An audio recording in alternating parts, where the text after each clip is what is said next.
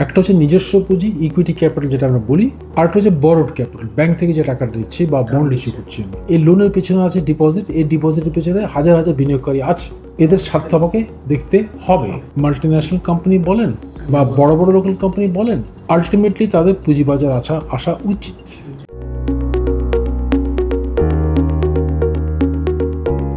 Primary regulator Dhaka stock exchange অনেক সিদ্ধান্তের জন্য তারা আমাদের কাছে আসতো, যেটা হয়তো মার্কেট বান্ধব, এটা মার্কেট দরকার আছে, কিন্তু সিদ্ধান্ত কাছে আমাদের আসতে, যেটা জানেন যে সিদ্ধান্ত যতই দেরি হয়, কার্যকর করতে দেরি হলে আলটিমেটলি ওটার কার্যকারিতাটা কমে আসে। তো আমি জয়েন করার পরেই প্রথমে যেটা আমার প্রচেষ্টা ছিল যে ঢাকা স্টক এক্সচেঞ্জের লিস্টিং রেগুলেশন অনুযায়ী যতটুক তার ক্ষমতা আছে সেই ক্ষমতার জন্য সে পুরো প্রয়োগ করে। যদি প্রয়োগ না করে, অ্যাজ দি সেকেন্ডারি রেগুলেটর আমি বলবো যে আপনি কেন প্রয়োগ করেননি।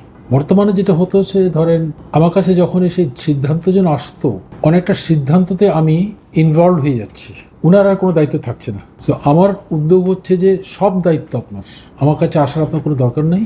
দায়িত্ব যদি পালন না করেন আপনি আমার কাছে দায়িত্ব না পালন করলে আমি আপনাকে প্রশ্ন করব যে আপনি কেন দায়িত্ব পালন করলেন না।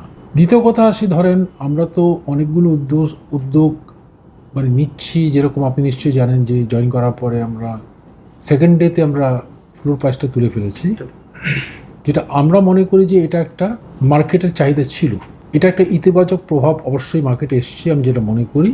দ্বিতীয় কথা হচ্ছে যে বেক্সিম কোড যে ইস্যু ছিল regarding the GDR listing in the London stock market, যদিও বা প্রত্যক্ষভাবে আমাদের মার্কেটের সাথে জড়িত না, কিন্তু পরোক্ষভাবে মার্কেট বুঝতে পেরেছে যে আমাদের যদি এটা না হয়ে থাকে, এটা ভবিষ্যতে বাংলাদেশের কোনো কোম্পানি বিদেশে গিয়ে লিস্ট করতে পারতো না, এবং কমিশন এই বড় বড় সিদ্ধান্ত খুব তাড়াতাড়ি নিতে পারে।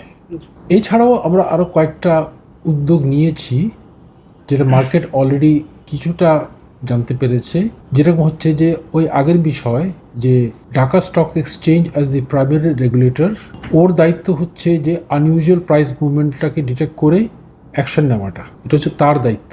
এবং বিগত সময়তে যেটা হতো যে ওনারা কিছু মুভমেন্ট দেখলে ওনারা আমাদের কাছে আসতো, আমরা ইনভেস্টিগেশন করতাম, অনেক টাইম কালক্ষেপণ হতো, ওটাতে প্রাইমারি পারপাসটাই তখন লস্ট হয়ে যেত। আমি ওনাদের বললাম যে এটা আপনাদের দায়িত্ব মার্কেটকে নিয়ন্ত্রণ করার জন্য, এবং যদি কোনো আনইউজুয়াল মুভমেন্ট দেখেন আপনাদের অ্যাকশনটা ইমিডিয়েটলি নেওয়া উচিত, ইন্সপেকশনটা পরে করা উচিত। এটাই গ্লোবাল নিয়ম, আপনারা এটা পালন করতে পারেন, এবং আমার কাছে কোনো অ্যাপ্রুভালের জন্য আপনাকে আসতে হবে না। আগে ওনারা আমাদের দিকে তাকিয়ে থাকতো যে আমরা অ্যালাউ করবো কি করবো না, যা ট্রেডিং হলটা যেটা তারা পরে শুরু করলো। এটা হচ্ছে 3 নম্বর কথা। 4 নম্বর কথা হচ্ছে যে আমরা বেশ কয়েকটা অলরেডি মার্কেটে আমাদের যে উদ্যোগটা আমরা বলেছি, যেরকম T+1 আমরা মার্কেটকে বলেছি, আমরা স্ক্রিপ্ট নেটিংয়ের কথাটা মার্কেটকে বলেছি, যেটা থেকে মার্কেট বুঝতে পারছে যে আগামীতে ট্রেডিংটা আরও ত্বরান্বিত হবে, বাড়বে, ত্বরান্বিত হবে।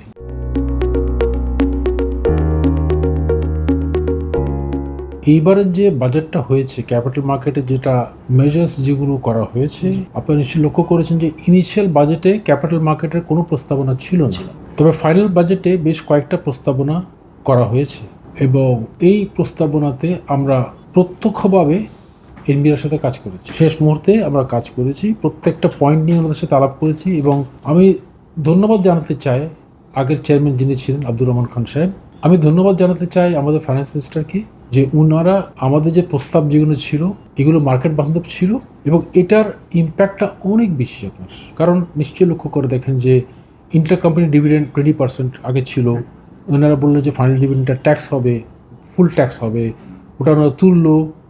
আগে যেটা ছিল অ্যাজ ইন্ডিভিজুয়াল ইনভেস্টার্স ডিভিডেন্ড পেলে ফাইনাল ট্যাক্সটা পুরোটাই দিতে হতো আমাকে, যেটা এখন 15% হয়ে গেছে। আগে ছিল যে মিউচুয়াল ফান্ডে 5 লাখ টাকা লিমিট ছিল, এখন লিমিটটা তুলে ফেলেছে। জিরো কুপন বন্ডে ইন্টারেস্ট ফ্রি ছিল, ইম্পোজ করতে চেয়েছিল, ওটা আবার তুলে ফেলেছে। এগুলো মার্কেট দেখতে পাচ্ছে যে আসলেই কিন্তু মার্কেট বান্ধব, এটার একটা প্রতিফলন মার্কেটে আসছে।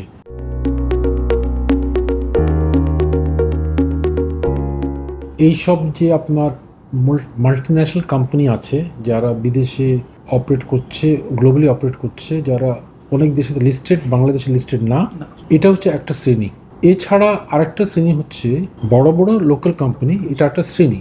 এখন যারা বড় লোকাল কোম্পানি, আমরা একটা জিনিস চিন্তা করি, সেটা হচ্ছে যে তার যে পুঁজিটা আছে, ক্যাপিটাল এমপ্লয় যেটা করছে, আমরা বলি যে পুঁজিটা দুটো সোর্স থেকে আসে।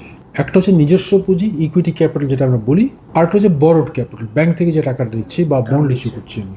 ব্যাংক থেকে যখন আমি টাকা নিচ্ছি বা বন্ড যদি ইস্যু করি, এই যে টাকাটা ব্যাংক দিয়েছে আমাকে, এই টাকার সাথে জড়িত আছে হাজার হাজার বিনিয়োগকারীরা। So this a public interest for this large companies. Indirectly আপনি পুঁজি ইউজ করছেন ব্যাংক থেকে, এবং এই পুঁজির পেছনে যে ক্যাপিটাল লোন দিয়েছে ব্যাংক, এই লোনের পেছনে আছে ডিপোজিট, এই ডিপোজিটের পেছনে হাজার হাজার বিনিয়োগকারী আছে। এদের স্বার্থ আমাকে দেখতে হবে। ওই সেন্সে কথাটা আসছে, মাল্টিন্যাশনাল কোম্পানি বলেন বা বড় বড় লোকাল কোম্পানি বলেন, আলটিমেটলি তাদের পুঁজিবাজার আসা উচিত ওই লজিকে।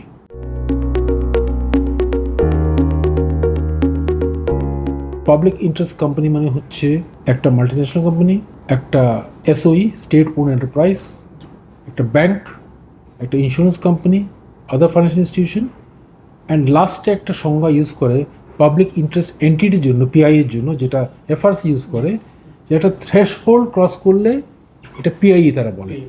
আমরা বলবো একটা থ্রেশহোল্ড ওখানে রাখবো, আমরা একটা অ্যামাউন্ট রাখবো। আমরা অ্যামাউন্টটা কীভাবে হবে? আইদার তার টোটাল অ্যাসেটস অথবা টার্নওভার। এটার এত টাকার বেশি হলে in that case he is also a PIC, public interest company. আমরা ওই বিধানটা আনতে চাই যে যদি পাবলিক ইন্টারেস্ট কোম্পানি হয়, আপনাকে লিস্টিংয়ের জন্য অ্যাপ্লাই করতেই হবে, একটা সময়সীমার মধ্যে অ্যাপ্লাই করতে হবে। আমি দিব কি দিব না এটা আমার সিদ্ধান্ত, স্টক এক্সচেঞ্জের সিদ্ধান্ত, বাট অ্যাপ্লাই করতে হবে। কারণ এরা তো হাজার হাজার কোম্পানি এরকম আছে, আমরা সবাইকে তো দেবো না, দেখে দেখে আমরা দেবো। মেইনলি ডাইরেক্ট ফ্রেমওয়ার্কে আমরা দেবো আর কি।